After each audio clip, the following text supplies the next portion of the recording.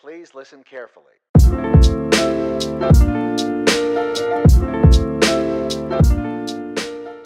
Hey everybody, it's Dan here from Canadian Craft Beer Collective. We are at Phillips Brewing in Victoria, British Columbia, sitting here with none other than Matt Phillips himself. How are you today? I'm really good. How are you? Thank you for having us, man. I'm having a good day. All right, pleasure.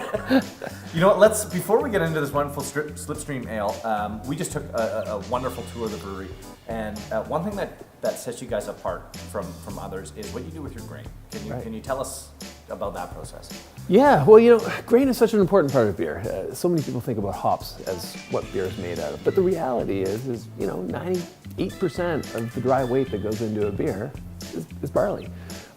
So to a brewer, it's incredibly important that the barley is fantastic, and we don't just use barley. The barley has to be germinated and then kilned, and so heat dried, and so then it becomes malt. So if you hear the term malt, that's barley that's been germinated and kilned, and the kilning creates some flavor profiles. So for us, we've got really excited about that. Here it is. We're dealing with all of this grain. We're so proud of the beer we're making. And yet, it's all dependent upon the grain. It's the backbone. Yeah. It's the foundation of a good beer. And we don't touch it. We don't know anything about it, really. So we decided to go down the road of investing in creating our own malting plant. And it's been a really fantastic project. And how long ago was it? We opened that 3 years ago. Okay. And so actually we're just coming up to planting our 4th season of barley. Mm-hmm. And so what happens is we have local farmers here within 20 miles of the building here that grow barley for us. And Vancouver Island, where we are, turns out to be a fantastic barley growing region. We have really good, great soil, great moisture in the spring. We get perfect rain for it in the spring, and then it dries out. We have this really hot, dry summer that allows it to ripen perfectly. And so we've just been thrilled with the idea that we're able to grow great barley here, malt it on site, and use it in our beer. And we're so thrilled with the quality and characteristics of this barley. And how, this is something, it's not something you see every day. How rare do you think it is?